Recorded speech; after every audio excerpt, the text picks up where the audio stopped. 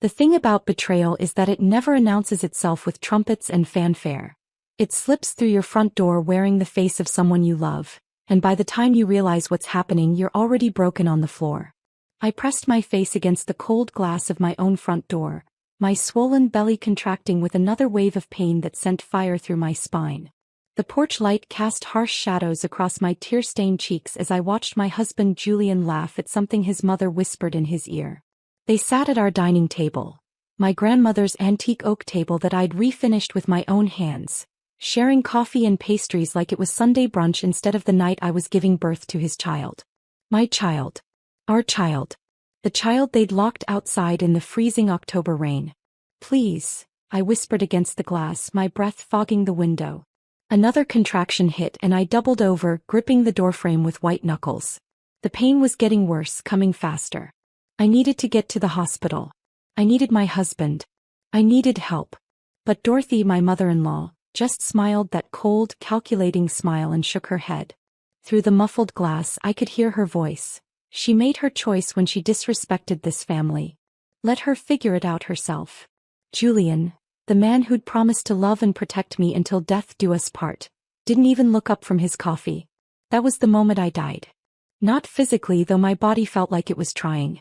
The Madeline who'd believed in fairy tales and happy endings, who'd trusted with her whole heart, who'd thought love could conquer anything. She died right there on that porch step, replaced by something harder. Something that understood the only person who would save me was me. Before we continue, please write in the comment which country you are watching this video. We love knowing where our global family is tuning in from. And if this is your first time on this channel, please subscribe. Your support helps us bring even more epic revenge tales of life. Enjoy listening. 3 hours later, I gave birth alone in a hospital room, with only a kind nurse named Ruby holding my hand while I screamed into the darkness. My daughter, beautiful, perfect Florence Rose, came into this world with just me there to welcome her. No father. No grandmother. No family except the woman who'd fought through hell to bring her safely home. But as I cradled my newborn daughter and stared out at the city lights beyond the hospital window, I wasn't thinking about Julian's absence anymore. I wasn't even thinking about the pain. I was thinking about the joint bank accounts, the house deed that had my name on it too, the family business records I'd helped organize, the trust fund Julian didn't know I knew about. The little legal details that Dorothy thought a simple housewife wouldn't understand. They'd locked me out of my own home when I needed them most. Now I was going to return the favor. By morning, they'd discovered just how expensive their cruelty had been. And by the time they figured out what was happening, I'd be gone, with their money, their secrets, and the granddaughter Dorothy would never get to meet. Some people say revenge is a dish best served cold. I was about to serve it frozen. 6 months earlier, if someone had told me I'd end up giving birth alone while my husband partied with his mother, I would have laughed. Not because it was funny, but because it was impossible. Julian loved me. We were happy. We were building something beautiful together. At least that's what I told myself every morning when I woke up in our perfectly decorated bedroom, in our perfectly restored Victorian house, living our perfectly planned life. The morning that changed everything started like any other Wednesday. I was 7 months pregnant, moving slowly around our sunlit kitchen while Julian rushed through his usual routine. His dark hair was still messy from sleep, and he wore that expensive cologne Dorothy had bought him for Christmas, the one that made my pregnancy-sensitive nose burn. "Coffee's ready," I said, placing his travel mug on the granite countertop. The same granite Dorothy had insisted we install, even though I'd wanted butcher block. "And I packed you some of those blueberry muffins you like." Julian barely looked up from his phone. "Thanks. Hey, Mom's coming over today to help with the nursery. She has some ideas about the color scheme." My hand instinctively went to my belly. "I thought we agreed on the soft yellow. It's already painted. She thinks gender neutral is limiting." He grabbed his coffee and briefcase, still scrolling through emails. "She's bringing paint samples. Just hear her out, okay?" The dismissal in his voice made my chest tight. This was our baby. Our nursery. But somehow Dorothy always got the final say. She'd chosen our wedding venue, influenced our house hunting, and now she wanted to control our unborn child's room too. "Julian, I really love the yellow. We picked it together, remember?" He paused at the kitchen doorway, finally looking at me. For a moment, his expression softened and I saw the man I'd fallen in love with. The one who used to bring me flowers just because, who'd rub my feet after long days, who'd promised me the world. Madeline, you know Mom just wants what's best. She raised 3 successful kids. Maybe we should trust her experience. And just like that, the moment was gone. He kissed my forehead, a quick, distracted peck, and headed for the door. I might be late tonight. Big presentation for the Xander account. The front door closed with a soft click, leaving me alone in our beautiful, suffocating house. I stood in the kitchen for a long time, watching the morning light shift across the marble floors Dorothy had insisted would be more practical than the hardwood I'd wanted. Everything in this house told the same story. Madeline's opinions didn't matter. Madeline's dreams could be painted over. Madeline should be grateful for what she was given and stop asking for more. But I was asking for more. I wanted my husband to choose me over his mother. I wanted our baby to grow up in a home where I had a voice. I wanted to feel like I belonged in my own life. The doorbell rang at exactly 10 o'clock. Dorothy Santino never arrived early or late. Punctuality was just another way she demonstrated her superiority over those of us who struggled with simple things like time management. I opened the door to find her standing on our porch like she owned it. Which, given how much influence she had over Julian, maybe she did. She was immaculately dressed as always. A cream-colored cashmere coat, designer handbag, and pearl earrings that probably cost more than most people's cars. Her silver hair was pulled back in a perfect chignon, and her blue eyes, the same shade as Julian's, swept over my appearance with barely concealed disapproval. Madeline, darling. She air-kissed both my cheeks, the gesture as warm as a January morning. Tired? Are you sleeping enough? Stress isn't good for the baby. And there was. Less than 10 seconds and she'd already managed to criticize my appearance and suggest I was a bad mother. Dorothy Santino was an artist with passive aggression. I'm fine, Dorothy. Just normal pregnancy stuff. I stepped aside to let her in, watching as she swept through our foyer like she was conducting an inspection. She ran a finger along the hall table checking for dust. Julian mentioned you've been emotional lately. Mood swings. It's perfectly natural, of course, but you do need to control them. Men don't like unstable women. My hands clenched at my sides. I haven't been unstable. I just have opinions about our baby's nursery. Oh, the yellow. She waved dismissively. Such a dreary color. Children need stimulation, dear. Bright colors. Gender-appropriate themes. Yellow is so beige. She pulled paint samples from her purse like a magician revealing cards. Hot pink. Electric blue. Purple with glitter accents that made my eyes hurt just looking at them.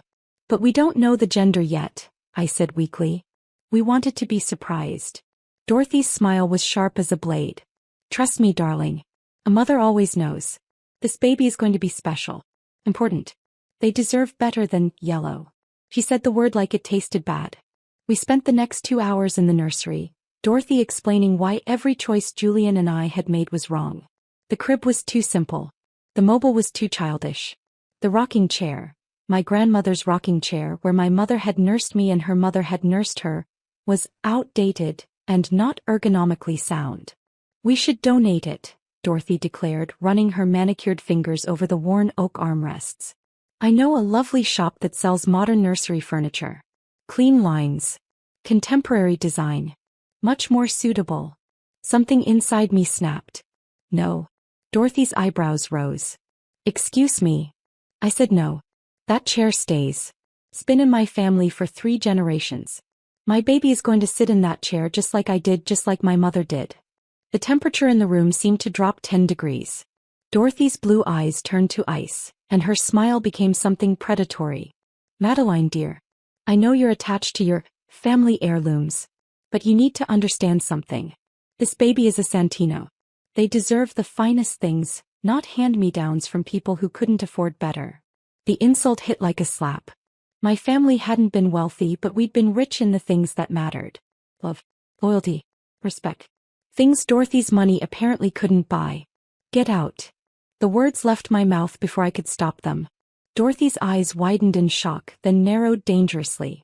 I beg your pardon? I said get out. This is my house, my nursery, my baby.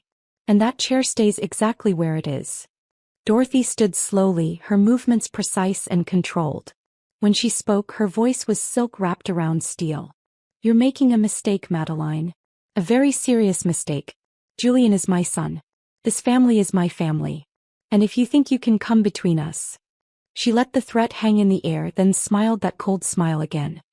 "Well, we'll see how that works out for you." She gathered her paint samples and her purse, moving toward the door with regal dignity. But she paused in the doorway, looking back at me with something that might have been pity if it wasn't so cruel. "Julian will hear about this, of course. And he won't be pleased. You see, darling, my son values family loyalty above all else. He always has. And when he has to choose between his mother and a wife who disrespects her..." She shrugged delicately. "Well, blood is thicker than water, isn't it?"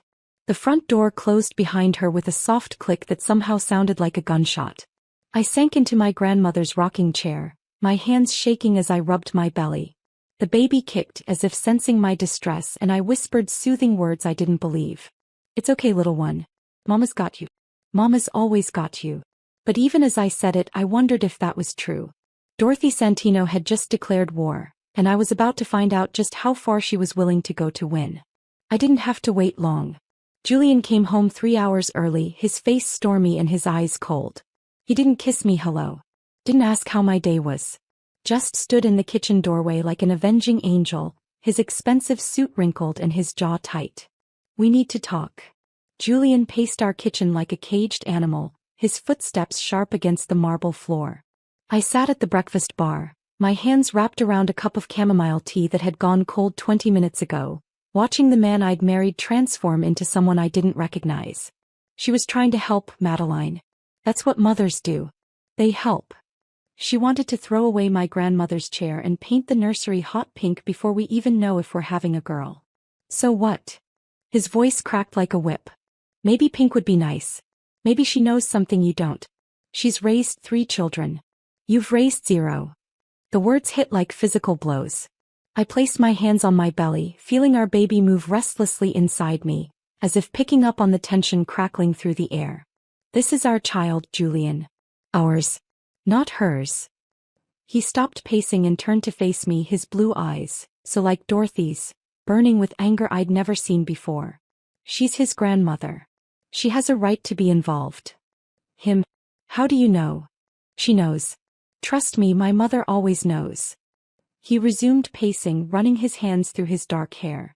"And even if she didn't, even if she's wrong about everything else, you don't get to throw her out of our house like she's some kind of intruder." "Our house." The words felt bitter on my tongue. "It feels more like her house every day." Julian froze. "What's that supposed to mean?" "It means she chose our paint colors. She picked our furniture. She decided where we'd go on our honeymoon. She has opinions about what I eat, what I wear, how I spend my time. I can't breathe in my own home without wondering if Dorothy would approve." "That's ridiculous." "Is it? When's the last time you made a decision without consulting her first?" "She's my mother. And I'm your wife." I stood up too fast, the world spinning slightly. Julian reached out to steady me, but I stepped away from his touch. "I'm carrying your child. Doesn't that count for something?" For a moment, his expression softened. I saw a flicker of the old Julian, the one who used to choose me. But then his phone buzzed and I watched him glance at it automatically. A text from Dorothy, no doubt. When he looked back at me, the softness was gone. "You need to apologize to her." "Excuse me." "You heard me. You embarrassed her. Disrespected her. Made her feel unwelcome in her son's home." He crossed his arms, suddenly looking exactly like Dorothy when she was delivering ultimatums. "Call her tonight. Apologize. Make it right. And if I don't?" His smile was cold as winter. "Then you'll find out exactly how unpleasant life can be when you're at war with a Santino." He left me standing in our kitchen, my tea growing colder and my heart breaking in ways I didn't know were possible. The baby kicked hard as if protesting the tension surrounding us, and I whispered another promise I wasn't sure I could keep. "It's okay, sweetheart. Everything's going to be okay." But as the afternoon faded into evening and Julian didn't come home for dinner, I started to understand that nothing was going to be okay ever again. The war started with small things. Dorothy began calling every morning at exactly 7:30, just as Julian was getting ready for work. She'd have urgent questions about family dinners, charity events, or concerns about my prenatal care that required immediate discussion. Julian would spend 15 minutes on the phone with her while his breakfast got cold and I sat alone at the kitchen table, feeling like a ghost in my own life. "Mom thinks you should switch doctors," he announced one morning, not looking up from his phone as he scrolled through emails. "The one you're seeing doesn't deliver at the best hospital. Dr. Eduardo is wonderful. She's been taking care of me since we found out I was pregnant. Mom knows the head of obstetrics at Presbyterian. She can get you in. I don't want to switch doctors 7 months into my pregnancy." Julian finally looked at me, his expression patient in the way that made me feel like a difficult child. "Madeline, this is our first baby. Don't you want the best care possible?" It was a trap, elegantly laid. How could I argue against wanting the best for our child without sounding selfish? But I loved Dr. Eduardo. She listened to my concerns, answered my questions, and made me feel like a partner in my own pregnancy rather than an incubator being managed by committee. Dr. Eduardo is excellent care. Julian's phone buzzed. Another text from Dorothy. "Look, just think about it, okay? Mom's making calls today. She might already have you an appointment." My hands clenched in my lap. "You mean she's making decisions about my medical care without consulting me? She's helping. There's a difference." But I was beginning to understand there wasn't. Not in Dorothy's world. Help and control were the same thing, wrapped in expensive paper and tied with manipulation ribbon. The medical interference was just the beginning. Dorothy started appearing at our house unannounced, always with some emergency that required Julian's immediate attention. A problem with the family business that only he could solve. A crisis with his sister Natalie that needed his intervention.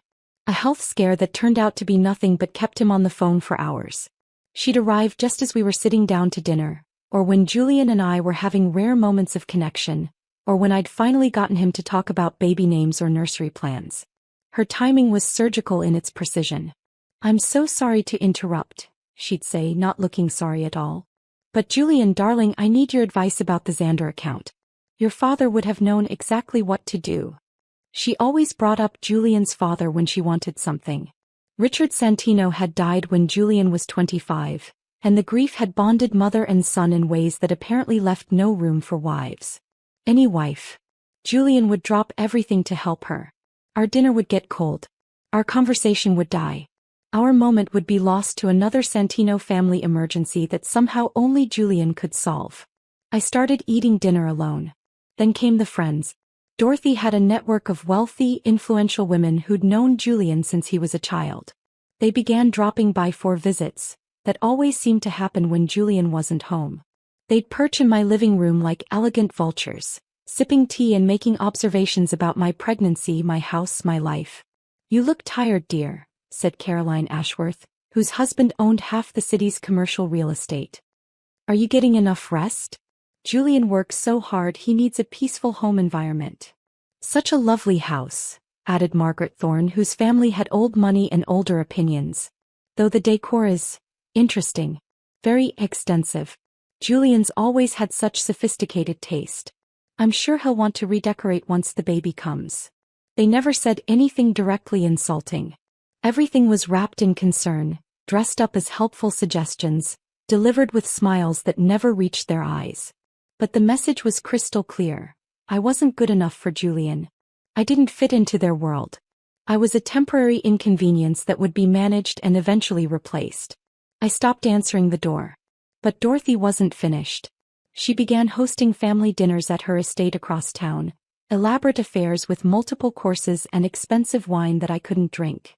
She'd seat me at the far end of the table, away from Julian, and proceed to hold court like the queen she'd always believed herself to be.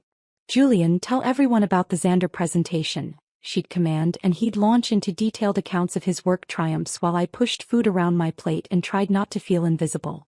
"Natalie, how's the wedding planning going?" Dorothy would ask Julian's sister, who was engaged to a pharmaceutical heir and planning a wedding that would put royal ceremonies to shame. "Thomas, any updates on the European expansion?" She'd inquire of Julian's older brother, who ran the international division of the family business. She'd ask everyone about their lives, their work, their achievements. Everyone except me. When the conversation occasionally turned in my direction, it was always about the pregnancy and always in the third person, as if I weren't sitting right there. "How is she feeling?" Is she eating enough? Getting enough exercise? We want a healthy baby, don't we? I became a vessel. An incubator. A necessary inconvenience in the production of the next Santino heir. The worst part was watching Julian let it happen. My husband, the man who'd promised to love and protect me, sat at his mother's table and let her erase me one dinner at a time. He'd nod along with her plans, laugh at her subtle digs, and never once ask what I thought or how I felt. On the drive home from one particularly brutal evening, I finally broke. Your mother hates me. Julian kept his eyes on the road. She doesn't hate you. She's just protective. Protective of what? You're a grown man, Julian. You're married. We're having a baby together. She worries that I'm moving too fast. That we didn't know each other long enough before we got married. We'd dated for 2 years and been engaged for 1. How long is long enough? It's not about time. It's about compatibility. Shared values. Understanding what family means. I stared at his profile in the dashboard light, this man I'd thought I knew. What does family mean, Julian? It means loyalty. It means putting family first, always. It means understanding that some bonds can't be broken no matter what. What about the bond between husband and wife? He was quiet for so long I thought he wouldn't answer. When he finally spoke, his voice was softer, almost sad. My mother gave up everything for this family. She could have remarried after Dad died, could have started over somewhere else. Instead, she devoted her life to making sure we succeeded. The business, our education, our futures, all of it exists because she sacrificed her own happiness for ours. And now you have to sacrifice yours for hers? It's not sacrifice when it's love. But sitting in our driveway watching Julian struggle with invisible chains that bound him to a woman who would never let him go, I wondered if he knew the difference anymore. By my 8th month, I felt like a prisoner in my own life. Dorothy had succeeded in isolating me from everything that mattered. My husband's attention, decision-making about our child, even my own sense of self-worth. I moved through each day like a sleepwalker, going through the motions of pregnancy while feeling increasingly disconnected from the life growing inside me. Dr. Eduardo was concerned about my blood pressure. The stress was affecting both me and the baby, but when I tried to explain the situation to Julian, he dismissed my concerns as pregnancy hormones and emotional instability. Maybe you should talk to someone, he suggested one morning over breakfast, not looking up from his newspaper. Mom knows an excellent therapist who specializes in prenatal anxiety. Of course she did. I don't need therapy, Julian. I need my husband to support me. I do support you. When do you support me? You haven't taken my side once in 3 months. He folded his newspaper with sharp, irritated movements. There are no sides, Madeline. There's just family, and family sticks together. I'm your family too. Are you? The question hung in the air like poison. Because lately, it feels like you're trying to tear this family apart. I stared at him, this stranger wearing my husband's face, and felt something die inside my chest. Not just love, though that was bleeding out too. Hope. The naive belief that things could get better, that we could find our way back to each other, that our child would be born into a home filled with love instead of war. Fine, I whispered. I'll stop trying.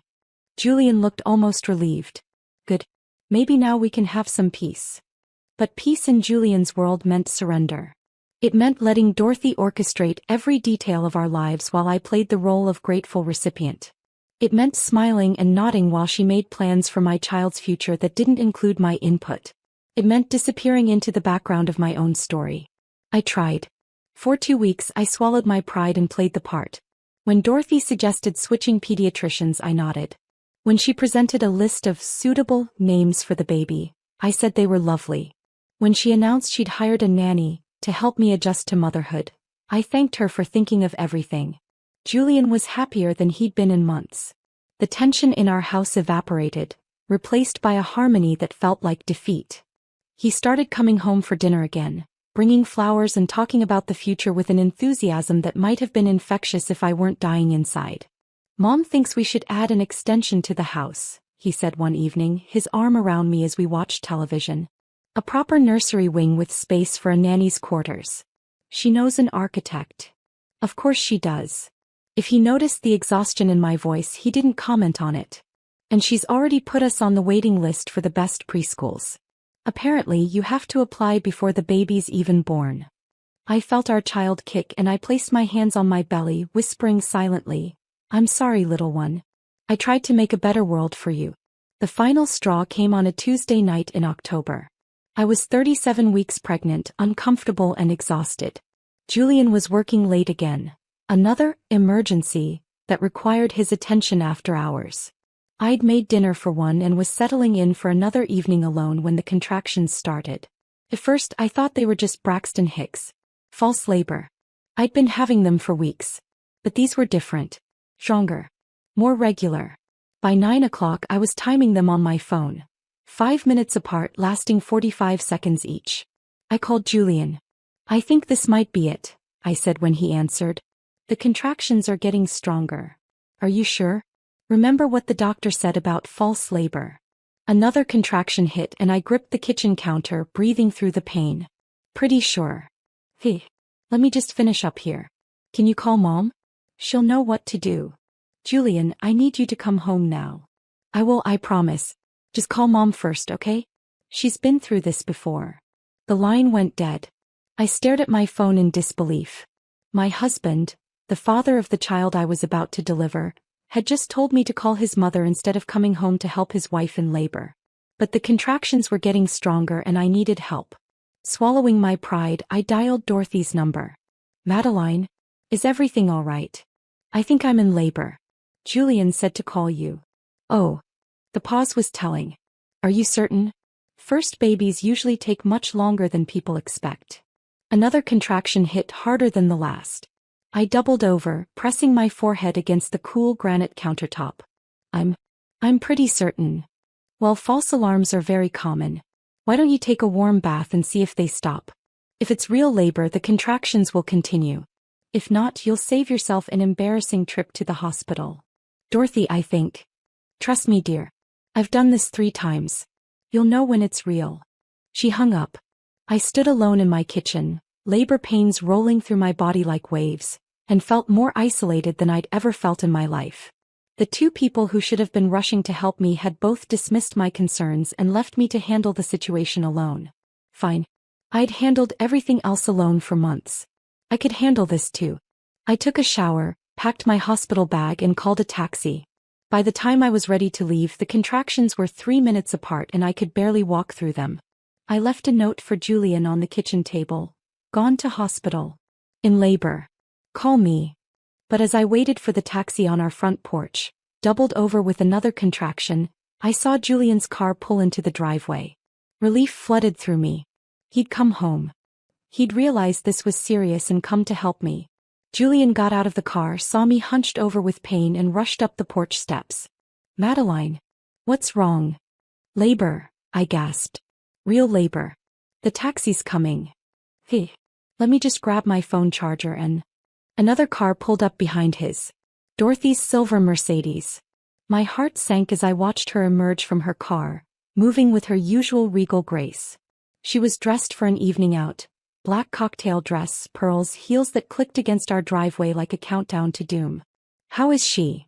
Dorothy called out, approaching us with the concerned expression she wore when she wanted to appear caring in public. "I think it's the real thing this time," Julian said, running his hands through his hair. "The contractions are pretty close together." Dorothy looked me up and down like she was evaluating livestock. "First labors usually take 12 to 20 hours. No need to rush."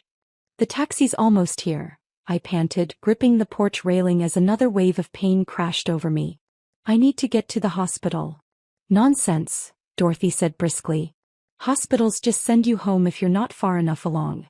You'll be much more comfortable here until active labor truly begins."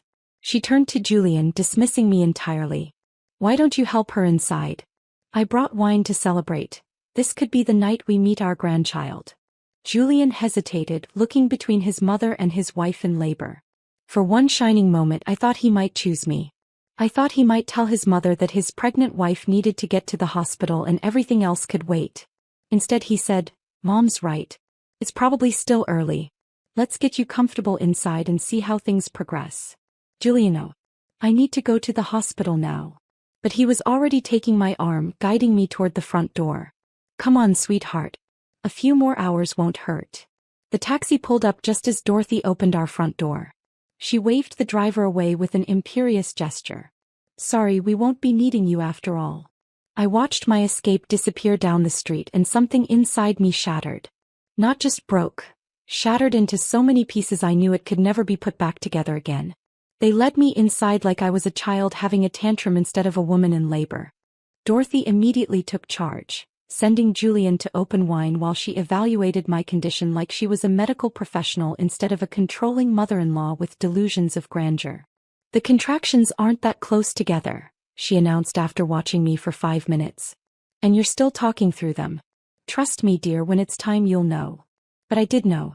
Every instinct in my body was screaming that this baby was coming and coming soon. The contractions were getting stronger, closer together, more intense. I needed professional medical care, not Dorothy's amateur diagnosis based on her 3 pregnancies from 30 years ago. I want to go to the hospital, I said firmly. Yow. Dorothy's smile turned sharp. Madeline, dear, you're being dramatic. First-time mothers always think they know better than experienced ones, but... A contraction hit that was so powerful I couldn't speak through it. I gripped the arm of our couch, my vision going white around the edges as pain unlike anything I'd ever experienced tore through my body. When it passed, I looked up to find Dorothy and Julian watching me with expressions that made my blood run cold. Not concern. Not sympathy. Annoyance. You're scaring Julian, Dorothy said softly. Perhaps you should go lie down until you can control yourself. Control myself. While in labor. With contractions that were now 2 minutes apart. I'm calling an ambulance, I said, reaching for my phone. Dorothy's hand closed over mine, her grip surprisingly strong. You're not thinking clearly, dear. The hormones, the pain, they're making you irrational. Let Julian and me handle this. I looked at my husband, hoping to see some flicker of the man I'd married. Some sign that he understood his wife needed help, not management. Instead, Julian nodded. Mom's right. You're getting worked up and that's not good for the baby. Why don't you try to rest? Another contraction hit, stronger than the last. I doubled over, my water breaking in a rush that soaked through my clothes and onto our hardwood floor. For a moment, the room was silent except for my ragged breathing. Then Dorothy sighed. Well, that's going to stain. Not, oh my God, the baby's coming. Not, we need to get to the hospital immediately. Her first concern was our hardwood floors. That's it, I gasped, struggling to my feet. I'm leaving. With or without you. But when I tried to walk toward the door, Dorothy stepped in front of me. Her blue eyes were ice cold and her smile was the most terrifying thing I'd ever seen. I don't think so, dear. And that's when I heard the soft click of the deadbolt turning. Julian had locked the front door. The next few hours were a nightmare that seemed to stretch on forever. Every time I tried to leave, to call for help, to get to a phone, to reach the door, Dorothy or Julian would stop me with gentle but firm hands and soothing voices that made me feel like I was losing my mind. You're in transition, Dorothy kept saying, like she was reciting from a medical textbook. It's perfectly normal to feel overwhelmed. But panicking won't help the baby. They moved me to the living room, Dorothy directing Julian to bring towels and blankets while she played the role of concerned grandmother-to-be. But I could see the calculation in her eyes, the way she watched me like a scientist observing a lab rat. This wasn't about my safety or the baby's well-being. This was about control. About proving that she, not I, was the real authority in this family. About making sure that even the birth of my own child happened on her terms, in her way, under her supervision. Julian, please, I begged during a brief respite between contractions. Something's wrong. I can feel it. We need to get to the hospital. My husband looked at me with pity, not love. Madeline, you're scaring yourself. Mom delivered Thomas at home when the hospital was too far away. She knows what she's doing. I'm not your mother. This isn't 30 years ago. I need a doctor. You need to calm down, Dorothy said sharply. All this hysteria is putting unnecessary stress on the baby. But the baby was in distress, I could feel it. The movements had changed, become frantic and then worryingly still. The contractions were overwhelming but somehow not progressing the way they should. Something was very, very wrong. Why, baby? I whispered, tears streaming down my face. Please, something's wrong with my baby. Dorothy's expression softened into what might have passed for compassion if you didn't look too closely at her eyes. The baby is fine, dear. You're just frightened. First births are always scary. She knelt beside me, placing her manicured hand on my swollen belly with a possessiveness that made my skin crawl. There's nothing to worry about. I'm here. Julian's here. We'll take care of everything. We'll take care of everything. Not we'll take care of you. Everything. As if I were just another detail to be managed in Dorothy's perfectly orchestrated world. The contractions were getting worse, not better. I was losing time between them, the pain so intense that I could barely think, barely breathe. But through the haze of agony I could see Dorothy and Julian whispering in the corner, their heads bent together like conspirators. Please, I gasped, reaching toward them with a shaking hand. Please help me. Dorothy returned to my side, her smile serene and terrifying. We are helping you, darling. We're keeping you safe. We're making sure this birth happens exactly as it should. As it should. According to whom? According to Dorothy's twisted vision of how her son's child should enter the world? According to her need to be the center of every important moment in Julian's life? The realization hit me like a physical blow. She wanted me to suffer. She wanted me helpless, dependent, grateful for whatever scraps of assistance she deigned to provide.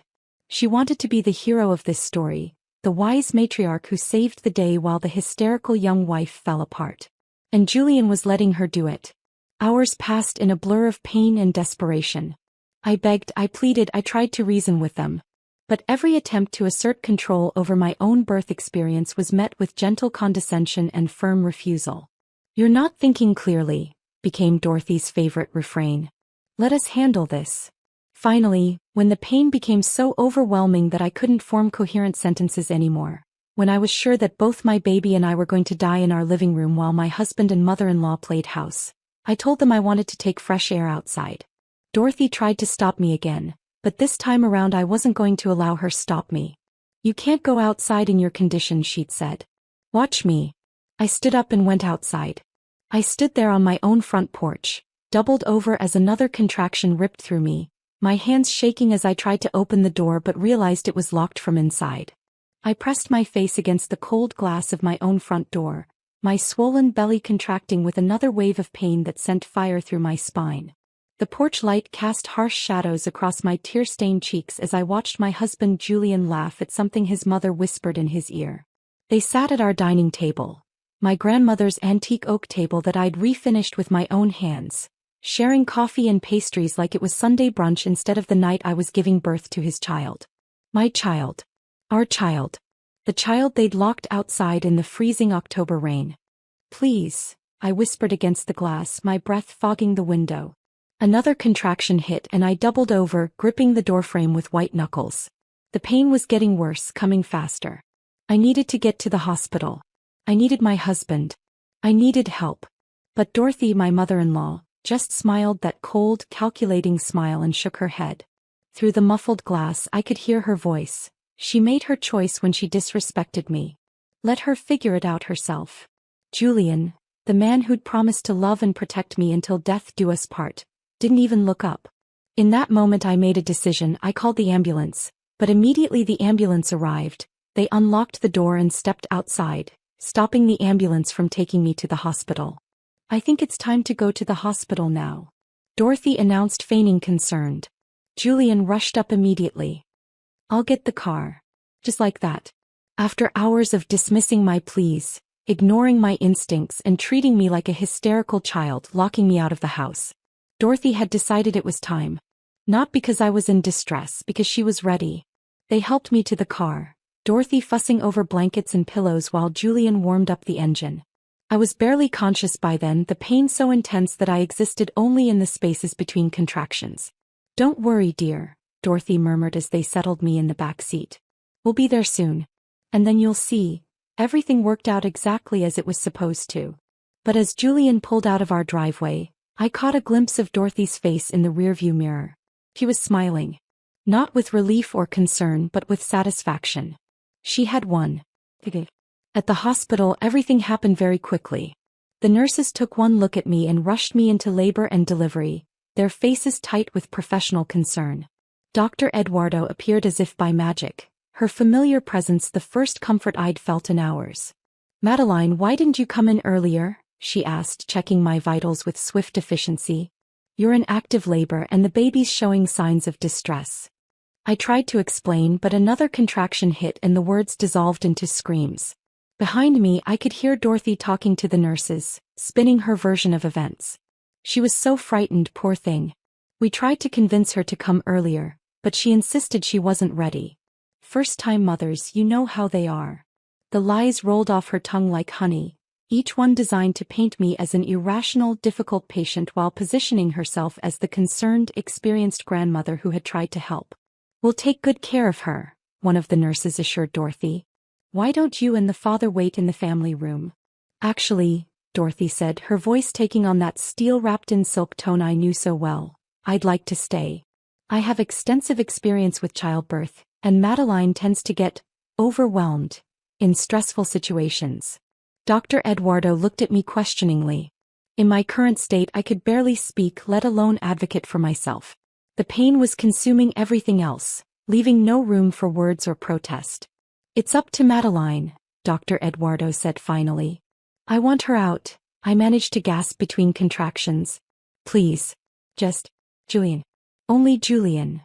Dorothy's face went white with fury, but she couldn't argue in front of the medical staff. Not without revealing the controlling monster beneath her concerned grandmother facade. "Of course, dear," she said through gritted teeth. "Whatever you think is best." But as she passed my bed on her way out, she leaned down and whispered in my ear, her voice so low that only I could hear. "This isn't over." The next hour was a blur of medical intervention and overwhelming pain. Dr. Eduardo worked with quiet efficiency, monitoring both me and the baby with the kind of professional concern that Dorothy had been mimicking all evening. "The baby's heart rate is dropping," she told the nurses. "We need to get her delivered quickly. Emergency procedures." Bright lights. Julian holding my hand while medical professionals fought to save our child's life. The child that might have been in danger all evening while Dorothy played doctor in our living room. When Florence Rose finally arrived, tiny, perfect, and blessedly healthy, I burst into tears of relief and exhaustion.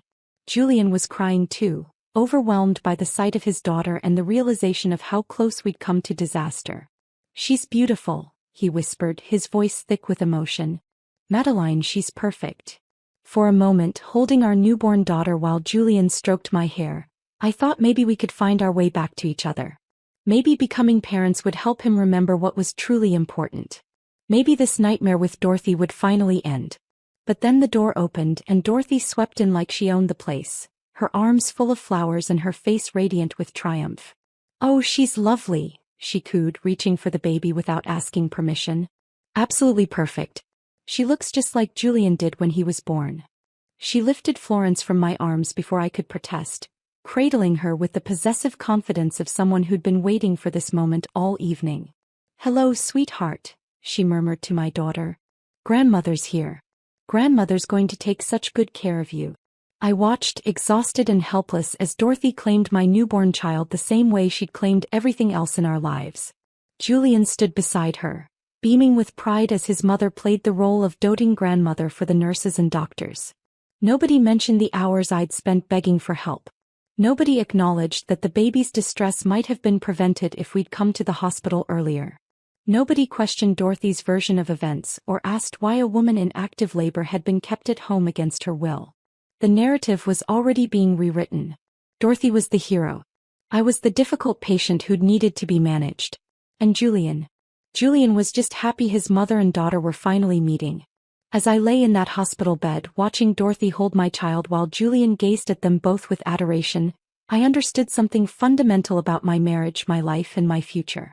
Nothing was going to change. Dorothy would continue to control every aspect of our lives. Julian would continue to enable her, and I would continue to be marginalized in my own family. Unless I changed it myself. The nurses eventually took Florence to the nursery for her first checkup, and Julian went with them, leaving me alone with Dorothy for the first time since the ordeal began. She sat in the chair beside my bed, her expression serene and satisfied. "That wasn't so bad, was it?" she said conversationally. "Everything worked out perfectly in the end." I stared at her, this woman who had terrorized me for months and tonight had put both me and my baby at risk to satisfy her need for control. "You could have killed us both." "Don't be dramatic, dear. I've had 3 children. I know what real labor looks like." The baby was in distress. Dr. Eduardo said so. Dorothy waved dismissively. Doctors always say that. Makes them feel important. Florence is perfectly healthy, which proves my instincts were correct. Her instincts. Not medical training, not professional expertise, not even basic human decency. Her instincts. You locked me in the house, I said quietly. You prevented me from getting medical care when I was in labor. I prevented you from making a fool of yourself by rushing to the hospital too early. You should be thanking me. The casual cruelty of it took my breath away. Even now, even after everything that had happened, she genuinely believed she'd been helping. In Dorothy's world, her judgment was infallible, her decisions were always right, and anyone who questioned her was simply too ignorant to understand her wisdom. I hate you, I whispered. Dorothy's smile never wavered. I know, dear. But hatred is a luxury you can't afford anymore. You have a daughter now. A daughter who needs stability, security, and family unity. A daughter who deserves better than a mother who puts her own emotions ahead of what's best for the family. She leaned forward, her blue eyes cold as Arctic ice. So here's what's going to happen. You're going to apologize for your behavior tonight. You're going to thank Julian and me for taking care of you during your difficult labor. And you're going to stop this foolish rebellion that's been tearing this family apart. And if I don't? Then you'll discover exactly how difficult life can be for a new mother with no support system. No husband who trusts her judgment. No family who believes her stories. No friends who want to deal with her drama. Dorothy's voice was silk wrapped around steel. Julian is a Santino, dear. Florence is a Santino. And Santinos take care of their own, but only when their own know their place. She stood up, smoothing her dress with practiced elegance. I'll give you some time to think about it. But don't take too long. Julian's waiting for your apology, and he's not a patient man when his family is under attack. The door closed behind her with a soft click, leaving me alone in the sterile hospital room with the echoes of her threats ringing in my ears. I closed my eyes and thought about my daughter, sleeping peacefully in the nursery while her father and grandmother planned her future without consulting the woman who'd nearly died bringing her into the world. Dorothy was right about one thing. I couldn't afford hatred anymore. Hatred was a luxury for people who had the power to act on it. But revenge. Revenge was different. Revenge was patient. Revenge was methodical. Revenge waited for the perfect moment and then struck with surgical precision.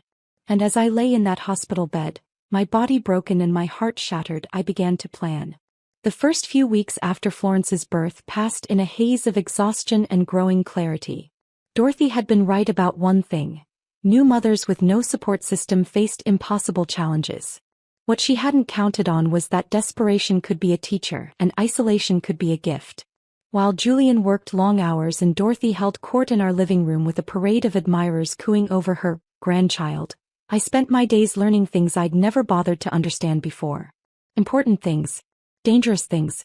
Like the fact that our joint bank accounts had been set up with Julian as the primary holder, giving him the power to freeze my access with a single phone call. Like the fact that our house, despite my name being on the deed, had been purchased with money from a Santino family trust that came with strings attached. Strings that could be pulled if I ever became unsuitable as Julian's wife. Like the fact that the family business Julian managed so successfully was actually a web of shell companies, offshore accounts, and tax shelters that would make the IRS very, very interested if they ever came to light. I learned these things slowly, carefully, during those quiet hours when everyone assumed I was napping or bonding with the baby. While Dorothy entertained her friends downstairs and Julian worked at his office, I sat in our bedroom with my laptop, following paper trails and connecting dots with the methodical patience of someone who had nothing left to lose. The picture that emerged was fascinating. The Santino family fortune, built on Richard's successful investment firm, wasn't quite as legitimate as they'd led everyone to believe. There were questionable transactions, suspicious timing on stock trades, and a pattern of insider information that would have sent lesser men to prison. Dorothy had been more than just a grieving widow managing her late husband's estate. She'd been an active participant in financial schemes that made their wealth possible, and she'd been very careful to document everything, presumably as insurance against anyone who might threaten her position, including Julian. My husband, the golden son who could do no wrong, was completely dependent on his mother's continued goodwill. The business he managed. She owned it. The house we lived in. She held the deed. The trust fund he'd inherit? He controlled the distribution. Julian Santino, successful businessman and devoted son, was actually a very expensive puppet dancing on strings his mother had woven from money, guilt, and fear. Understanding the dynamics was the first step. Gathering evidence was the second. Dorothy kept meticulous records, stored in a home office that she'd shown off to guests like a trophy room. Financial documents, business correspondence, legal papers, all of it organized with the same obsessive precision she applied to everything else in her life.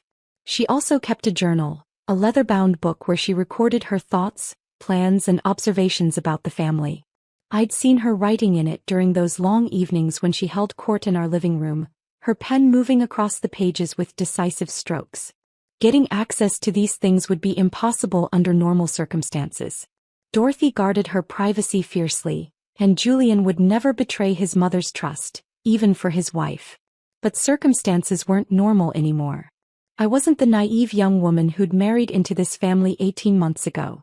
I was a mother now, with a daughter whose future depended on my ability to outmaneuver the woman who saw her as nothing more than another possession to be controlled. The plan began to take shape during those quiet feeding sessions in the middle of the night. While Florence nursed and the house slept around us, I worked out the details with the same careful attention Dorothy had taught me to apply to everything else. It would require patience. It would require perfect timing. And it would require me to become someone I'd never been before. Someone capable of deception, manipulation, and ruthless calculation. Someone like Dorothy herself. The irony wasn't lost on me. To defeat the monster, I would have to become one. But as I looked down at my sleeping daughter, her tiny fingers curled around mine in complete trust, I knew I would become anything necessary to protect her from the fate Dorothy had planned. Florence Rose Santino would not grow up to be another puppet in her grandmother's collection. Even if it meant destroying everything else in the process. The key to Dorothy's office came to me through pure luck disguised as disaster. Julian's sister Natalie was getting married in 6 weeks, and the pre-wedding chaos provided perfect cover for my reconnaissance missions.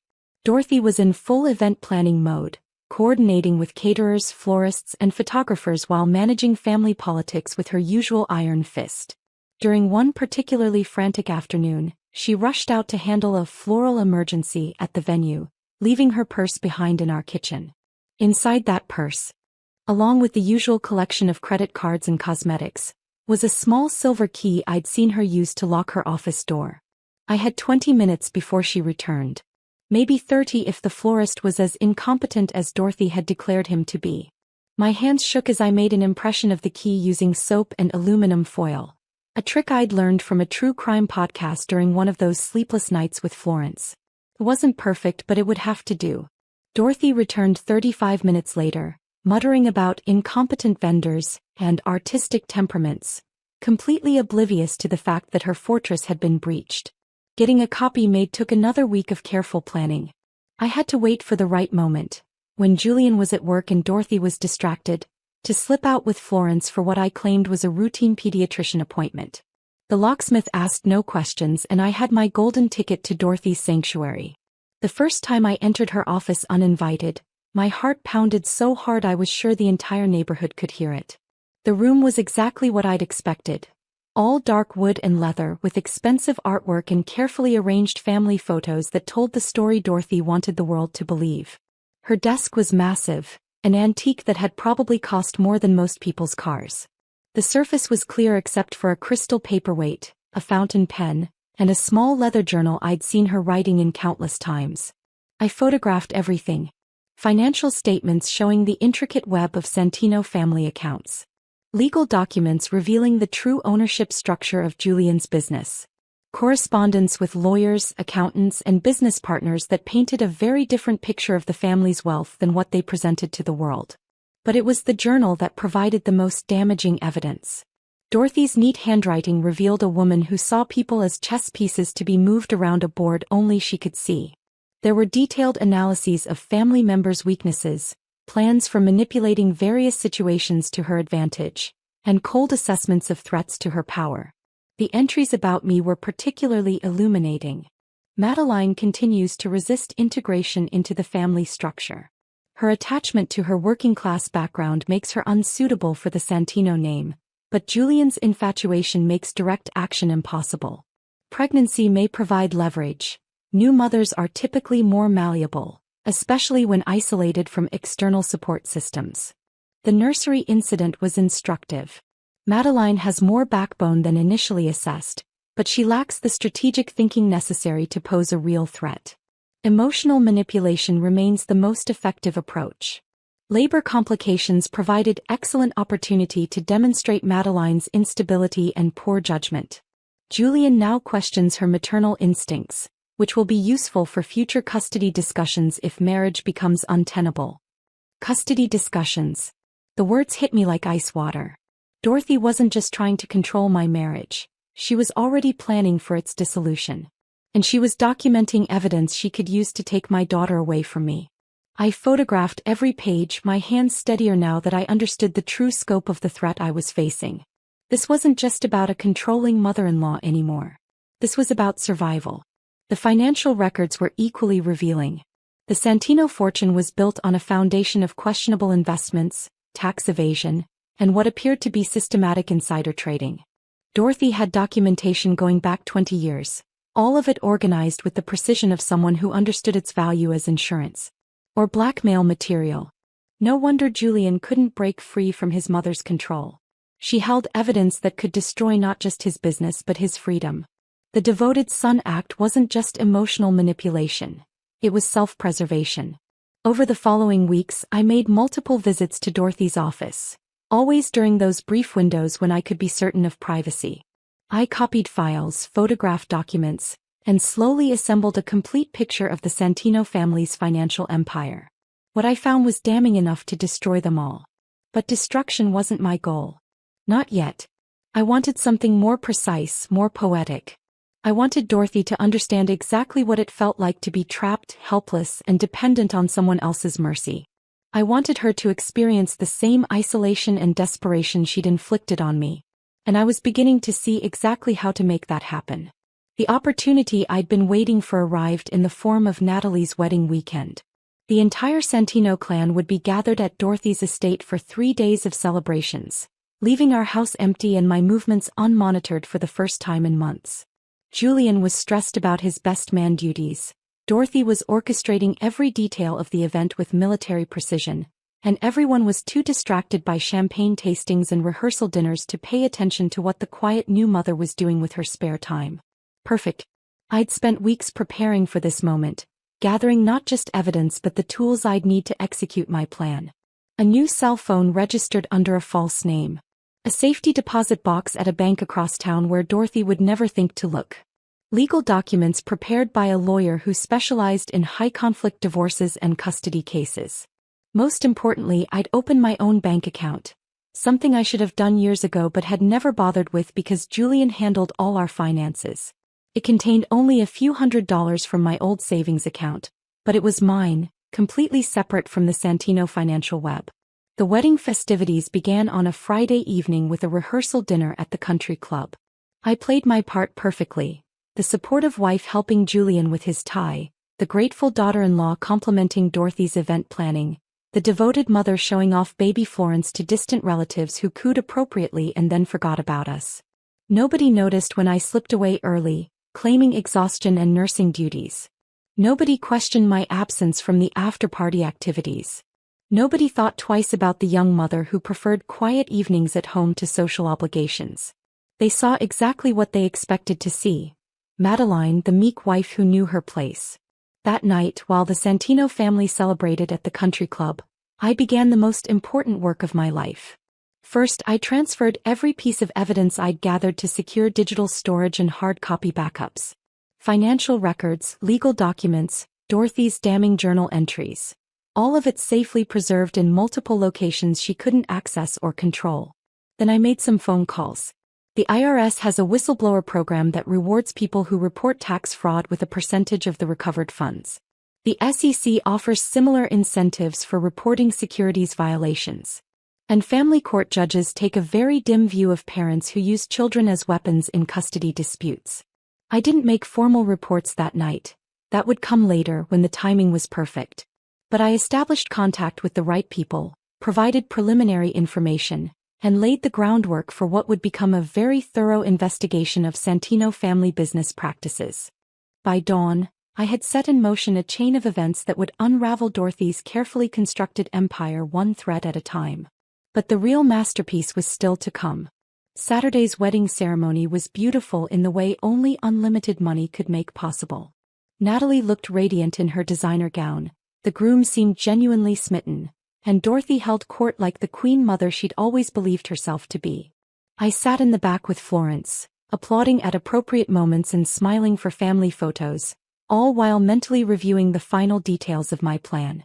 Everything had to happen in exactly the right sequence with perfect timing to achieve the maximum impact. The reception was even more elaborate than the ceremony. Hundreds of guests filled Dorothy's estate, dining on cuisine prepared by celebrity chefs and dancing to music provided by a full orchestra. It was the kind of event that would be featured in society magazines, a testament to Dorothy's taste, wealth, and social position. It was also the perfect distraction. While everyone celebrated and Dorothy basked in the glory of her successful event management, I executed the final phase of my preparation. Bank account transfers, legal document filings, digital communications with lawyers, reporters, and government agencies. By the time the last guest left on Sunday evening, I had everything in place. Monday morning would bring a new reality to the Santino family. But they didn't know that yet. Dorothy was in an excellent mood as we cleaned up after the weekend's festivities. The wedding had been a social triumph, and she'd received numerous compliments on her organizational skills and impeccable taste. Even Julian seemed more relaxed than usual, the successful completion of his best man duties lifting some of the constant stress that had become his default state. "That went very well," Dorothy announced as we packed away the last of the wedding decorations. Natalie looked beautiful, the ceremony was flawless, and everyone had a wonderful time. It's so satisfying when careful planning produces perfect results. I nodded and smiled, playing my role to perfection. "You did an amazing job. Everything was gorgeous." "Thank you, dear. I'm glad you appreciate the effort involved." She paused, studying my face with those calculating blue eyes. "You've seemed much more settled lately. Less resistant to family input. Motherhood has matured you." If only she knew how much. "I've been thinking about what you said at the hospital," I lied smoothly. "About putting family first and providing stability for Florence. You were right, I was being selfish and emotional." Dorothy's smile was triumphant. "I'm so pleased to hear you say that. Julian will be thrilled. He's been worried about the tension in the house. I want to do better. For Florence's sake." "Excellent. In that case, I have some ideas about how we might restructure things to work more efficiently for everyone." Dorothy settled into her favorite chair, clearly prepared to outline her vision for my complete capitulation. "I've been thinking about the nanny situation and I believe live-in help would be best. I know the perfect candidate. Very experienced, excellent references, and completely loyal to family interests." Loyal to family interests. Translation: a spy who would report my every move directly to Dorothy. "That sounds wonderful," I said, injecting just the right amount of gratitude into my voice. "I could use the help. And I think it would be beneficial for you to take on more responsibilities with the family business. Nothing too complex, of course, but Julian could use an assistant with his administrative tasks. It would give you a sense of purpose beyond motherhood." Administrative tasks. Access to business records that could be used to further incriminate me if things went wrong. Another chain to bind me to the Santino empire. "I'd love to help however I can." Dorothy beamed at me like I was a particularly promising student who'd finally grasped a difficult concept. "Wonderful. We'll start making arrangements immediately. I have such a good feeling about how things are going to work out." She had no idea how right she was. Tuesday morning dawned clear and cold, with the kind of crisp October light that made everything look sharp-edged and significant. I woke up early, as had become my habit since Florence's birth, and lay in bed for a few minutes listening to the sounds of my family beginning their day. Julian's alarm buzzed at exactly 6:30. He rolled out of bed with a groan, stumbled toward the bathroom, and began his morning routine with the same methodical precision he applied to everything else. Shower, shave, dress, coffee, news, briefcase, goodbye kiss that barely graced my cheek. By 7:45 he was gone. Florence stirred in her bassinet, making the small snuffling sounds that meant she'd be awake and hungry soon. I lifted her carefully, breathing in that sweet baby smell that never failed to calm my racing heart, and settled into the rocking chair my grandmother had carved and my mother had refinished and Dorothy had tried to throw away. "Good morning, my love," I whispered against her soft hair. "Did you sleep well?" She looked up at me with those serious blue eyes, Julian's eyes unfortunately, but set in a face that was pure mine, and I felt the familiar surge of fierce protectiveness that had become my driving force. Everything I was about to do was for her. To give her a future free from Dorothy's manipulations, Julian's weaknesses, and the toxic Santino legacy that would otherwise define her entire life. After feeding and changing Florence, I went downstairs to make breakfast and found Dorothy already in my kitchen, dressed in one of her expensive workout outfits and drinking coffee from my favorite mug. "Good morning, dear," she said without looking up from her phone. "I've scheduled appointments with the nanny candidate for this afternoon and the business administrator position for Thursday. I thought we should move quickly on both fronts." Move quickly? Before I could change my mind or cause more trouble. "That sounds perfect," I said, pouring my own coffee and settling Florence in her bouncy seat. "I'm excited to get started." Dorothy glanced up, studying my face for signs of rebellion or resentment. Finding none, she smiled that satisfied smile I'd learned to hate. "Excellent. Oh, and Julian mentioned you've been having some trouble sleeping? I know a wonderful doctor who specializes in postpartum issues. Very discreet, very understanding about the challenges new mothers face. A psychiatrist. Someone who could document my instability and provide expert testimony about my fitness as a mother if custody became an issue." "I'm actually sleeping much better now," I said truthfully. "I think I was just adjusting to the new routine. But thank you for thinking of me." "Of course, dear. We're family." Family. The word that excused every boundary violation, every manipulation, every casual cruelty she'd inflicted over the past year. We chatted pleasantly while I fed Florence her breakfast, Dorothy outlining her plans for my future with the same casual confidence she'd shown when redesigning my nursery. I nodded and agreed and played the part of the grateful daughter-in-law who'd finally learned her place. She had no idea she was looking at a bomb that was about to explode. After Dorothy left for her morning tennis game, I spent some time with Florence, playing peekaboo and singing lullabies while my mind reviewed the final checklist one more time. Everything was in place. Every contingency had been planned for. Every possible reaction had been anticipated and countered. At 11 a.m. I made the first call. "Mr. Harrison? This is Madeline Santino. I'm ready to proceed with the documents we discussed." My divorce attorney was efficient and thorough. The papers would be ready for filing by the end of the day. The custody motion, supported by Dorothy's own journal entries documenting her attempts to manipulate the situation, would be submitted simultaneously. The second call went to the IRS agent who'd expressed interest in the Santino family's creative accounting practices. "Agent Zander? I have those additional documents you requested." The third call was to the reporter at the financial newspaper who specialized in exposing white-collar crime. "Ms. Miller? Yes, I'm ready to go on the record." By noon, I had set in motion a series of events that would destroy the Santino family's reputation, fortune, and freedom. But that was just the opening act. The real show would begin tonight. I spent the afternoon playing the perfect mother and wife. I tidied the house, prepared Julian's favorite dinner, and arranged everything to look exactly as it always did. Normal. Domestic. Completely unthreatening. When Julian came home at 6:30, I greeted him with a smile and a kiss that was warmer than usual. "How was your day?" I asked, taking his briefcase and hanging up his coat like I'd done hundreds of times before. "Good. Busy. Mom said you're excited about the new arrangements." "Very excited. I think it's exactly what we need." He relaxed visibly, probably relieved that the months of tension were finally over. His difficult wife had been tamed, his mother was happy, and his life could return to the smooth, predictable patterns he preferred. We had a lovely dinner. Julian talked about work, I shared amusing stories about Florence's day, and we made plans for the weekend like any normal couple. For a few hours, I almost let myself remember why I'd fallen in love with him in the first place. But then Dorothy called, as she did every evening, and I watched my husband's face light up with the kind of genuine warmth he hadn't shown me in months. "Hi, Mom. His dinner was great. Madeline's been wonderful today." "Wonderful. like a well-trained pet who'd finally learned not to bark at visitors. After Julian went to bed, I sat in the living room with my laptop, putting the final touches on a document that would serve as both explanation and evidence. The story of my marriage, Dorothy's manipulations, and the financial crimes I'd uncovered. Everything documented with the same meticulous attention to detail that Dorothy had taught me to value. It would be published simultaneously on social media, sent to every major news outlet, and delivered to the relevant government agencies.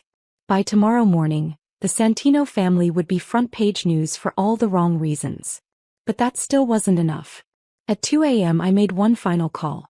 Ruby? It's Madeline. I need that favor we talked about. Ruby, the nurse who'd held my hand during Florence's birth, had become an unexpected ally over the past few months. She'd seen firsthand how Dorothy had tried to control my labor and delivery, and she'd been quietly documenting similar cases of family interference in medical care. Everything's ready, she said quietly. The safe house is prepared and the legal team knows to expect you. Are you sure you want to do this? I looked around the house that had never really been mine, at the life I'd tried so hard to make work, at the marriage that had died the night they locked me out in labor. I'm sure. Then I'll see you tomorrow. Be safe, Madeline. I hung up and walked through my house one last time, memorizing details I'd never see again. The granite countertops Dorothy had chosen. The marble floors she'd insisted upon. The family photos that told the story of Julian's life before me and would continue long after I was gone. In the nursery, I packed a bag for Florence with quiet efficiency. Clothes, diapers, formula, toys. Everything she'd need for the new life we were about to begin. She slept peacefully through my preparations, trusting me to keep her safe even though she had no idea how dramatically her world was about to change. I left 3 envelopes on Julian's pillow. The first contained divorce papers and a custody agreement that would give me primary custody while allowing him supervised visitation. The terms were more generous than he deserved, but I wasn't trying to punish him for being weak. I was trying to save my daughter from becoming another Dorothy victim. The second envelope contained copies of all the evidence I'd gathered about the family's financial crimes, along with a detailed explanation of how Dorothy had manipulated our marriage from the very beginning. Every cruel comment, every power play, every attempt to isolate and control me, all of it documented with dates, witnesses, and supporting evidence. The third envelope was simpler. Just a short note that said everything I'd never been able to tell him while we were married. Julian, I loved you. I loved the man you were before your mother convinced you I was the enemy. I would have spent my life making you happy if you'd let me. But you chose her. Every time you chose her. Now I'm choosing our daughter. Don't try to find us. The legal system will handle custody arrangements and my lawyers will handle everything else. By the time you read this, the world will know who the Santino family really is. You can blame me for that if it helps you sleep at night. But we both know the truth. You did this to yourself. Take care of your mother. She's going to need you more than ever now. Madeline. At 4 a.m., I loaded my sleeping daughter into her car seat and drove away from the house where I'd tried so hard to belong. The October air was crisp and clean, and the eastern sky was just beginning to show the first hints of dawn.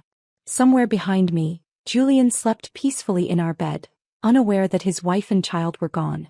Somewhere across town, Dorothy slept in her mansion, dreaming of the compliant daughter-in-law she thought she'd finally created. They would wake up to a nightmare. But for the first time in months I felt like I could breathe. Julian's first call came at 6:47 a.m.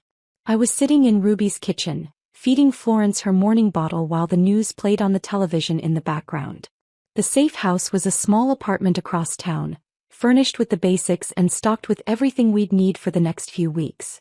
My phone buzzed against the counter, Julian's name flashing on the screen. I let it go to voicemail. The second call came 30 seconds later. Then the third.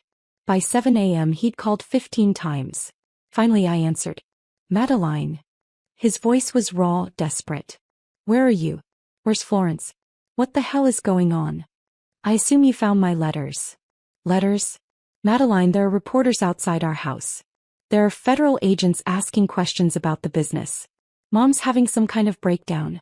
You need to come home right now and explain what you've done. The panic in his voice was almost satisfying. Almost.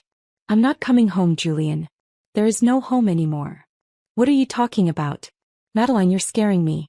Whatever's wrong, we can fix it. Just come back and we'll work it out. Like we worked out the nursery? Like we worked out my labor and delivery? Like we worked out every other problem in our marriage where your mother's opinion mattered more than your wife's feelings? Liked how you and your mom locked me out while I was in labor? Silence. Then, this is about Mom? Madeline, if you're upset about... I'm not upset, Julian. I'm done.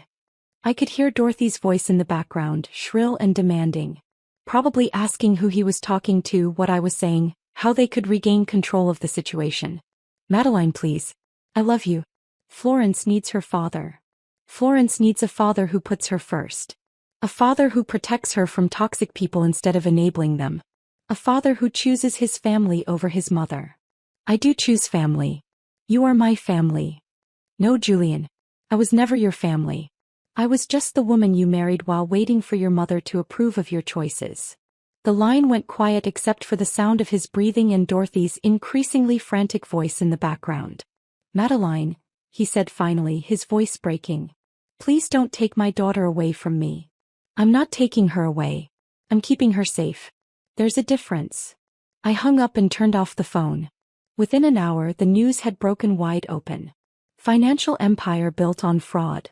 The Santino family's dark secrets exposed. The headlines screamed across every major news outlet, supported by the mountain of evidence I'd provided to reporters and investigators. Bank records showing systematic tax evasion. Investment documents revealing insider trading. Email correspondences that painted a picture of deliberate, calculated financial crimes spanning 2 decades. But the most damaging revelations came from Dorothy's own journal. Her cold, calculating assessments of family members as chess pieces to be manipulated. Her detailed plans for controlling Julian's marriage and isolating his wife. Her documented attempts to interfere with medical care during childbirth to establish grounds for custody challenges. The woman who'd presented herself as a devoted mother and doting grandmother was revealed as a master manipulator who saw people as tools to be used for her own benefit. The public reaction was swift and brutal. Social media exploded with commentary about the case. #Santino scandal began trending within hours. Women shared their own stories of toxic mothers-in-law and controlling families. Legal experts weighed in on the evidence and its potential criminal implications. Most devastatingly, other victims began coming forward. Julian's ex-girlfriends who'd been driven away by Dorothy's interference. Former business partners who'd been cheated or manipulated.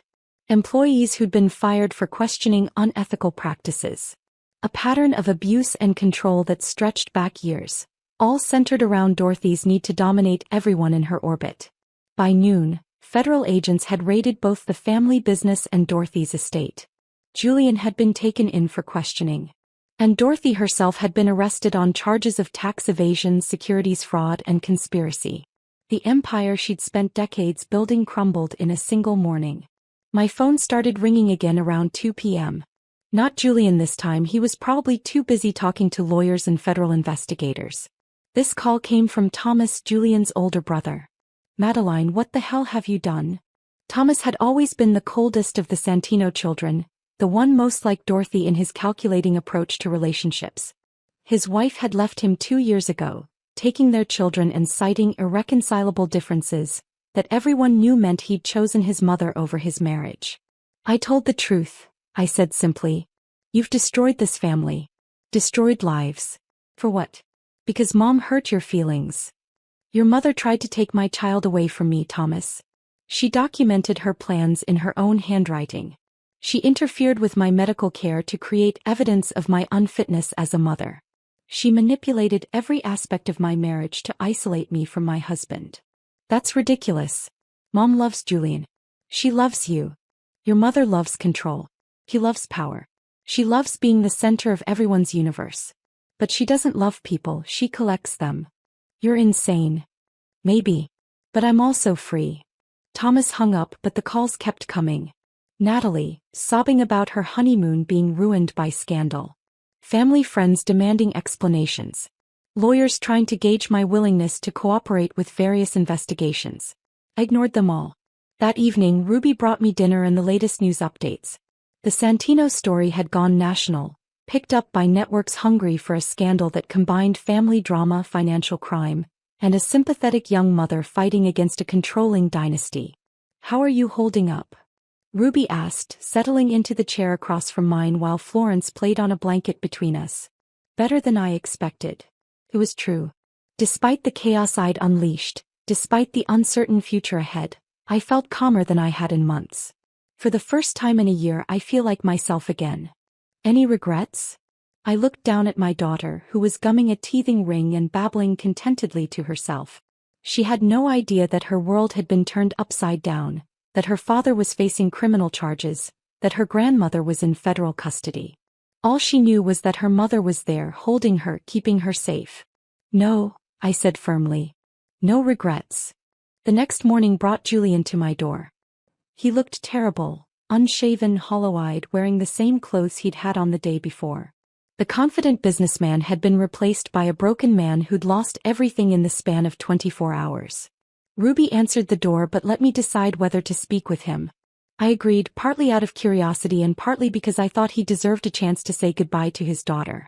We sat in Ruby's small living room, Florence sleeping peacefully in her car seat between us like a tiny reminder of what we'd created together and what I was now protecting. "They arrested her," Julian said without preamble. "They arrested my mother." "I know. The charges are serious, Madeline. She could go to prison for years. She committed crimes for years. This is what accountability looks like." He ran his hands through his hair, the gesture so familiar it made my heart ache for the man I'd fallen in love with. "She was just trying to protect the family. Everything she did for us. She was protecting her power, her control, her version of what the family should be. She loves me. I don't doubt that. But love without respect is just possession. And your mother never learned the difference." Julian looked at our sleeping daughter, his eyes filling with tears. "Can I hold her?" I hesitated, then nodded. He lifted Florence with the careful reverence of a man who wasn't sure he'd get another chance, cradling her against his chest while she slept on, oblivious to the drama surrounding her. "I love her so much," he whispered. "I love you both so much. I know you do. But love isn't enough, Julian. It never was. What can I do? How do I fix this?" I studied his face, looking for some sign of the man who'd once made me believe in fairy tales. "You can't fix this. Too much has been broken. Too much trust has been lost. So that's it? We're done? Our marriage is over because you couldn't get along with my mother?" The old Julian was still there, I realized. Still minimizing, still missing the point. Still unable to see the situation clearly because admitting the truth would mean acknowledging his own role in the destruction. "Our marriage is over because when I needed you most, you chose her. When I was in labor begging for help, you locked me out of my own house and let your mother play doctor with our child's life. We were trying to help." "Stop." I held up a hand, suddenly exhausted by the familiar pattern of his excuses. "Just stop. I don't need you to understand anymore. I don't need you to validate my experience or admit you were wrong. I just need you to let us go." Julian held Florence for another 10 minutes, whispering promises he couldn't keep and apologies that came too late. When he finally handed her back to me, his face was wet with tears. "I'll fight the custody arrangement. I'll fight for my daughter. You can try. But the courts will see the same evidence everyone else has seen. They'll read your mother's journal entries about using Florence as a weapon against me. They'll hear testimony about the night you prevented me from getting medical care while I was in labor." I stood up, signaling that our conversation was over. "You made your choice, Julian. Now live with it." He walked to the door, then paused and looked back at me one last time. "I really did love you, Madeline." "I know," I said softly. "That's what makes this so sad." After he left, I sat with Florence in the quiet apartment and allowed myself to grieve for the life I'd thought we were building together. The dreams I'd had of growing old with Julian, of raising our children in a home filled with love and laughter, of being part of a family that chose each other every day. Those dreams were dead now, killed by Dorothy's manipulation and Julian's weakness and my own refusal to disappear quietly into the background of their story. But new dreams were already taking shape. Dreams of raising my daughter in a home where her voice would be heard and her choices would be respected. Dreams of teaching her that love without respect was worthless, that she deserved better than conditional acceptance, that she had the power to write her own story regardless of what other people expected. Dreams of freedom. 1 year later, I stood in the kitchen of our new house, a modest craftsman bungalow 3 states away from the Santino Empire, watching Florence take her first tentative steps between the coffee table and the couch. "Come on, sweetheart," I encouraged, crouching down with my arms outstretched. "You can do it." She wobbled for a moment, her chubby legs unsteady but determined, then took 3 proud steps before tumbling into my arms with a delighted giggle. "That's my brave girl," I whispered, covering her face with kisses as she squealed with laughter. The past months had been a whirlwind of legal proceedings, media attention, and the complicated process of building a new life from scratch. The Santino scandal had dominated headlines for weeks, with new revelations emerging almost daily about the family's financial crimes and Dorothy's psychological manipulation tactics. Dorothy herself had been sentenced to 8 years in federal prison. Julian received 5 years, though he was eligible for parole in 3 with good behavior. Thomas had cooperated with investigators in exchange for a lighter sentence, 2 years plus community service and restitution. The family business had been dissolved, its assets seized to pay back defrauded investors and unpaid taxes. The mansion had been sold to cover legal fees and fines. The dynasty Dorothy had spent decades building was utterly destroyed. But none of that mattered to me anymore. What mattered was the life Florence and I had built together in our little house with its sunny yellow kitchen and the rocking chair my grandmother had made. What mattered was the garden I was planting in the backyard and the local moms group I'd joined and the small freelance writing business I'd started to support us. What mattered was freedom. I'd received numerous interview requests from journalists, documentary filmmakers, and talk show hosts wanting to tell my story. The narrative of the brave young mother who'd taken down a corrupt dynasty made for compelling television. But I'd turned them all down. This wasn't about revenge anymore. It wasn't about punishment or justice or proving a point. This was about healing. Every day Florence and I learned something new about life without the Santino shadow hanging over us. Simple things like choosing our own breakfast without worrying about Dorothy's opinions about proper nutrition. Important things like making decisions based on what felt right rather than what would keep the peace. We had routines now that belonged to us alone. Morning walks through the neighborhood where Florence babbled at passing dogs and collected interesting leaves. Afternoon naps in the rocking chair while I read books I'd chosen simply because they looked interesting. Evening bath time filled with splashing and laughter and no one rushing us to finish. The house had become a sanctuary in ways our old home never had. Every room reflected choices I'd made freely, without input from committee or approval from higher authorities. The walls were painted in colors I loved. The furniture was comfortable rather than impressive. The refrigerator was covered with Florence's artwork and photos of our adventures rather than formal family portraits and social obligation calendars. It was exactly what I'd dreamed of during those dark months when I'd felt like a prisoner in my own life. My lawyer called regularly with updates about the ongoing legal proceedings. There had been attempts by various Santino relatives to challenge the custody arrangement, but Dorothy's own documented plans to use Florence as a weapon had made those efforts futile. Julian wrote letters from prison, long rambling apologies that showed he was finally beginning to understand how thoroughly his mother had manipulated our marriage. I read them but didn't respond. Some wounds were too deep for words to heal, and some relationships were too damaged to repair. But I hoped that someday when he was truly free from Dorothy's influence, he might become the kind of father Florence deserved to know. The doorbell rang just as I was settling Florence down for her afternoon nap.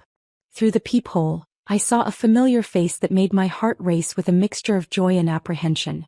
My sister Emma stood on the porch, holding a suitcase and wearing the biggest smile I'd seen in years. "Madeline." She swept me into a fierce hug the moment I opened the door. "Oh my God, look at you. You look amazing. You look free." Emma had been the first person I'd called after leaving Julian, the first person to know I was safe and starting over. But this was her first visit to our new home, her first chance to see the life Florence and I had built from nothing. "Look at this place," she marveled, wandering through the small rooms with obvious delight. It's exactly what you always said you wanted." "It's exactly what I never knew I could have," I corrected. We spent the afternoon catching up while Florence showed off her new walking skills and Emma cooed over every developmental milestone I documented in the baby book Dorothy had once criticized as sentimental nonsense. So what's next? Emma asked as we sat on the back porch, watching Florence explore the garden while the late afternoon sun painted everything golden. I don't know, I admitted. For the first time in my adult life I get to figure that out as I go.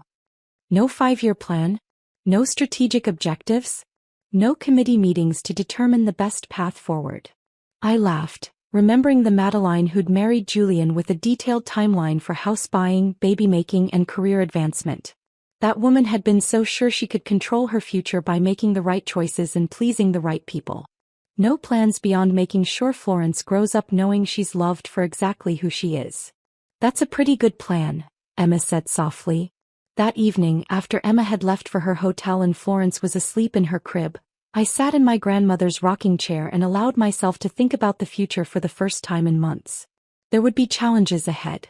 Single motherhood was hard even without the complications of a highly publicized divorce and a co-parent in prison.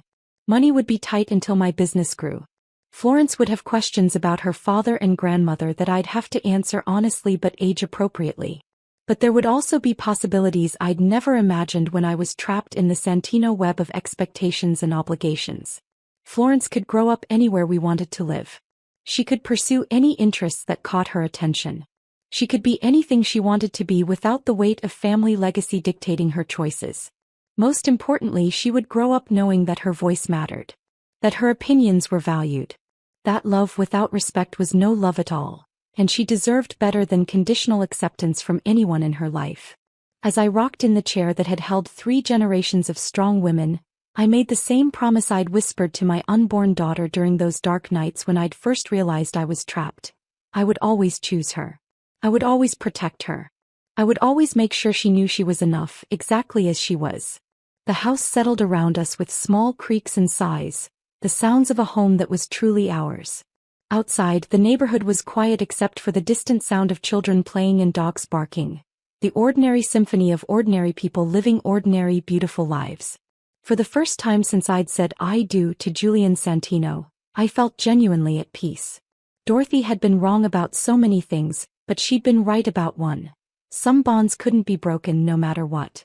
The bond between a mother and daughter who chose each other every single day was unbreakable. And that was the only family legacy that mattered. The letter arrived on a Wednesday morning in March, delivered by certified mail to the address I'd carefully kept private for 5 years. Florence was at kindergarten. I was working on a freelance article about urban gardening, and the spring sun was streaming through the kitchen windows of our little house. The return address made my hands shake. Federal Correctional Institution, Danbury. Dorothy's prison. I almost threw it away without reading it. Almost. But curiosity won as it always did. I opened the envelope with the same careful precision Dorothy had once used for everything in her perfectly controlled life. Dear Madeline, I expect you're surprised to hear from me. I expect you'd prefer never to hear from me again. I understand that and I respect it, but I have things I need to say before I die. Yes, I'm dying. Pancreatic cancer diagnosed 3 months ago. The doctors give me 6 months at most. I'm sure that news brings you no sadness and I don't expect it to. I've had 5 years to think about what happened between us, about the choices I made and the harm I caused. 5 years to understand what I became and why I became it. Prison has a way of stripping away everything that doesn't matter until all you're left with is the truth. The truth is that I was terrified of losing Julian. Not just to you but to anyone who might come between us. After Richard died, Julian, being the first son, was all I had left of the life I'd built, the identity I'd created for myself. I couldn't bear the thought of sharing him, of becoming less important in his eyes than someone else. I told myself I was protecting him. I told myself I was preserving the family. I told myself that what you saw as control was actually love. But I was lying, Madeline. To you, to Julian, and most of all to myself. What I did wasn't love. It was possession.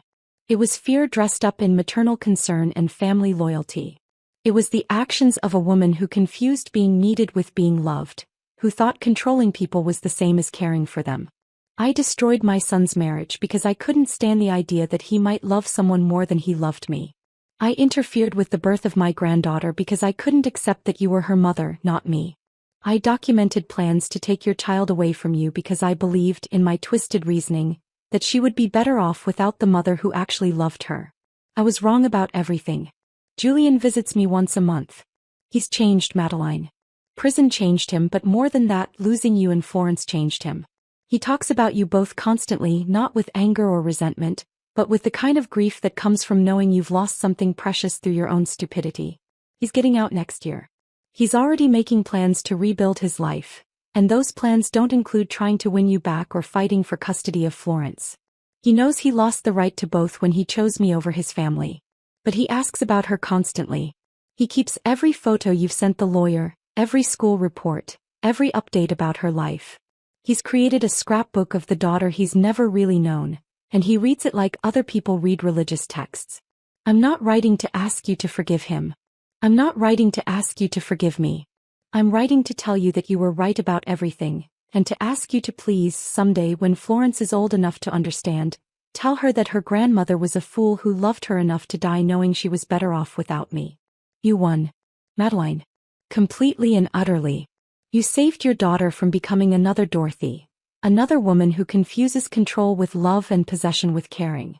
You gave her something I never gave my children, the knowledge that she is loved for who she is, not who she can be molded into being. That's the greatest gift any mother can give her child. I'm proud of you for that. I know my pride means nothing to you, but I needed to say it anyway. Take care of our girl. Keep her safe. Keep her free. Dorothy. P.S. There's a trust fund that was set up for Florence before the scandal broke. It survived the asset seizures because it was in her name alone.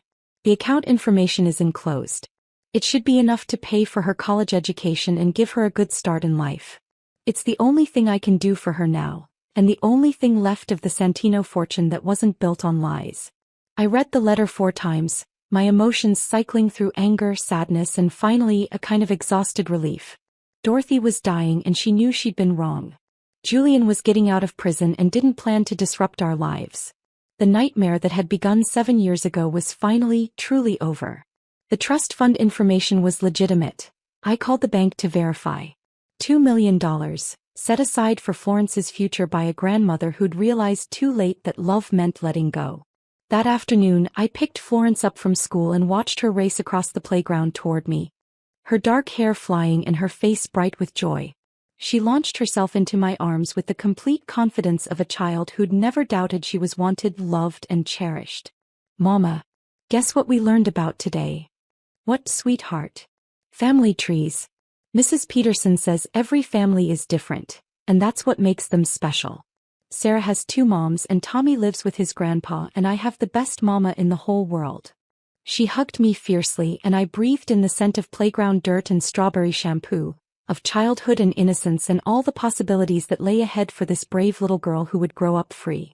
You're pretty special yourself, Florence Rose. I know, she said with the supreme confidence of a 6-year-old who'd never been told she wasn't enough. Mrs. Peterson says we're going to draw our family trees tomorrow. Can you help me tonight? Of course. That evening we sat at our kitchen table with colored pencils and construction paper, creating Florence's version of our family tree. It was simple and beautiful. Just the 2 of us, plus Aunt Emma and her husband and their new baby, plus Ruby who'd become like a grandmother to Florence, plus our neighbors the Johnsons who helped with babysitting and shared their garden vegetables with us. What about Daddy? Florence asked, pausing with her green pencil halfway to the paper. She knew she had a father. I'd shown her pictures and told her age-appropriate stories about Julian, always emphasizing that he loved her very much but couldn't be with us right now. She'd accepted this explanation with the matter-of-fact practicality of children who adapt to whatever reality they're given. You can put him on there if you want to. She considered this seriously, then drew a small stick figure at the edge of the paper. He's far away, but maybe someday he can visit. Maybe someday, I agreed. She didn't ask about grandparents because in her world, Ruby filled that role perfectly. Dorothy and Richard Santino were just names from stories, no more real to her than characters in a book. Which was exactly how I wanted it. After Florence went to bed, I sat in my grandmother's rocking chair and read Dorothy's letter one more time. Then I walked outside to our small backyard, where the garden I'd planted 5 years ago now bloomed with vegetables and flowers I'd chosen simply because they were beautiful. I lit a match and watched Dorothy's letter burn, the words turning to ash and floating away on the spring breeze. Some endings I realized were actually beginnings. And some victories were worth every battle it took to win them. Inside, Florence slept peacefully in her bed, surrounded by books and toys and drawings of our little family. Tomorrow she'd wake up knowing she was loved, knowing she was safe, knowing she had the power to choose her own path through life. Dorothy had been right about one thing. That was the greatest gift any mother could give her child. And it was a gift that would keep giving generation after generation, long after the Santino name was forgotten and the price of freedom was just a story we sometimes told about the brave woman who'd refused to disappear quietly into someone else's expectations. The woman who'd chosen love over loyalty, truth over peace, and her daughter's future over her own past. The woman who'd learned that sometimes the most loving thing you can do is walk away. And sometimes walking away is how you win everything that matters.